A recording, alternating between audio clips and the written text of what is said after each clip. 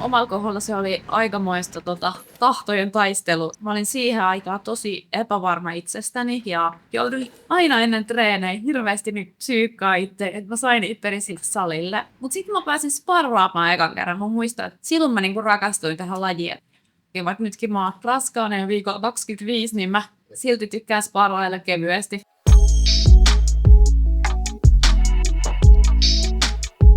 Mä oon Johanna Nuri, mä oon nyrkkeilijä. Sitten lisäksi mä myöskin teen nyrkkeilyn parissa töitä. Mulla on sivutoiminen yritys. Mä ohjaan tällaisia erilaisia soveltavia nyrkkeilyryhmiä. Esimerkiksi henkilöille, joilla on kehityskonna, päihteillä tai rikoksilla oireileville nuorille tai muu erityisen tuen tarve. Mulla ei oikeastaan ole mitään urheilutaustaa. Löysin nyrkkeilyn pariin 28-vuotiaana verrattain myöhään ja joskus jopa sanon vähän silleen vilkäksi silmäkulmassa, että mä oon ennen ollut sellainen anti-urheilija.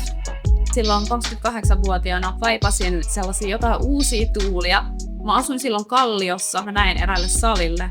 Siinä ikkunoista näki, kun ihmiset treenasi siellä, löi säkkiä ja muuta. Ja jotenkin se vetosi muhun. Kovasti keräsin rohkeutta ja menin sellaiselle kuntonyrkkeilyalkeiskurssille. Mulla oli aika huono itsetunto tai jotenkin mä koin paljon sellaista epävarmuutta ja häpeääkin. Niin jotenkin tunsin itseni niin tyhmäksi siellä, että se oli vähän vaikeaa. Mut sitten mä pääsin sparraamaan ekan kerran. Tiesin, että tää on mun juttu, että erän aikana mä oon niin täysin läsnä siinä hetkessä. Se on mun meditaatio, siinä unohtuu ne kaikki muut asiat. No jos mä mietin mun nyrkkeilyn kannalta tärkeimpiä ihmisiä, niin se on helppo Amin Nuri, mun puoliso ja mun tuleva lapsen isä. Hän on sellainen, jonka kanssa mä oon treenannut tosi paljon, että hän on ollut varmaan 50 mun matsissa mun kulmassa ja lukemattomia kertoja on jaksanut vastaan mun kysymyksiin ja selittää mulle asioita juurta jaksain. Ja mä oon mielessäni miettinyt, että eikö toi tajua, miten vaikeeta tää on. Sitten seuraavissa treeneissä mä näen, kun Amin onkin sparrannut ja sit mä näen, että se tekee just sen, mitä se on yrittänyt opettaa mulle. Johanna on hyvin sitoutunut jyrkkeen ja hän tekee sen, mitä häneltä pyydetään. Kurinalainen, että hän harjoittelee ja seuraa. Hän ei luista siitä ohjelmassa. Hänellä on kovat suorat ja sitä hän hallitsee keskikehää. Tekee selväksi sen, että hän ei tullut tänne kumarkelemaan ketään.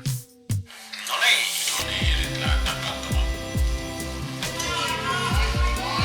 Tuleeko kenellä nyt on ennakkosuosikki tässä? Tai onkin jo.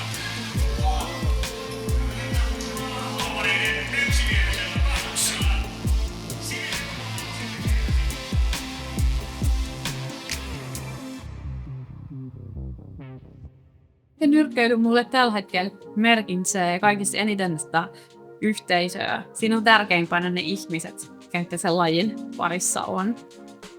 Mä olin ennen aika itse kriittinen ja jos mä otin vaikka huonon matsin jossain, mulla oli tapana vähän jäädä siihen jotenkin vellomaan.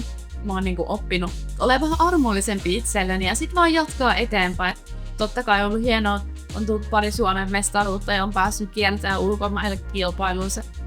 Totta kai ne on hienoja, mutta rehellisesti sanottuna se on mun suurin saavutus. No mä koen, että nyrkkeily kuntoilumielessä sopii ihan kelle tahansa. Erityisesti tukea vaativille henkilöille, niin nyrkkeily sopii erityisen hyvin. Et se on niin sovellettavissa ja skaalattavissa. Me ollaan tosi paljon tehty töitä sen eteen, että myös tässä meidän soveltavan nyrkkeilyryhmässä säilytetään sen lajille sellainen ilmapiiri, että siellä heitetään läppää ja ei oteta itseensä liian vakavasti. Me treenataan silleen kivasti täällä Helsingin Karmolla aina kilparyhmän jälkeen. Meillä on perjantai myöhään vuoroja. Ihmiset sitten tulee invatakseille ja muuta ja tulee silloin, kun täällä on vielä kilparyhmä sparraamassa ja lyömässä säkkiä. Täällä salilla on aikamoinen hälinä, että kaikki huutaa ja lyö säkkejä mutta sitten se on ollut tosi hienoa nähdä se, kuinka paljon se inspiroi. Jotenkin mä ajattelen, että se on tosi tärkeä osa sitä ryhmää. Että me tavallaan tullaan sinne kilpailijoiden sekaan ja ei missään nimessä pidä treenata vaan jossain omassa tilassaan, vaan mennä sinne, missä muutkin treenaa. Meillä on muutamia vuosia jo pyörinyt tuolla Helsingin tyttöjen talolla sellainen tytöille ja nuorille naisille suunnattu nyrkkeilyryhmä. Mä näen ehkä niin, että tyttöjä kasvatetaan ehkä olemaan sovinnollisempia. Mä oon huomannut, että se nyrkkeilykehä olikin se paikka, missä mulla on lupa olla röyhkeä. Sen ajatusmaailman tuominen sinne tyttöjen ja naisten nyrkkeilyryhmä on ollut ehkä sellainen voimauttava asia. Olen tehnyt myös päihdetyötä, olen päässyt seuraamaan onnistuneita muutostarinoita. Ei ole toivotonta tilannetta. Se vaatii vaan sen motivaation ja pitkäjänteisyyden. Täytyy olla valmis laikkaa se koko elämä uusiksi. Mä itse ajattelen rehellisesti sanottuna niin, että me kaikki ollaan roolimalleja. Halusimmepa me sitä tai emme. Se on niinku meistä itsestämme kiinni, ollaanko me niinku hyviä vai huonoja roolimalleja. Kuitenkin muut koko ajan tulkitsee sun käyttäytymistä ja tekee siitä jonkinlaisia johtopäätöksiä. Niin jokainen harrastus on niinku aivan yhtä arvokas ja jokaisessa harrastuksessa mun mielestä voi oppia niitä ihan samoja asioita ja se voi tuoda joku lisäarvoa elämään. Ja mä ajattelen, että olisi myös hirveän tylsää, jos kaikki harrastaisi vaan kamppailulajeja. Pitää mielessä, että meidän aikuisten täytyy myös niinku aktiivisesti mahdollistaa ihan kaikki harrastuksia. Se voi olla vaikka käsityöt tai pelaaminen. Ja ne on ihan täysin yhtä arvokkaita harrastuksia.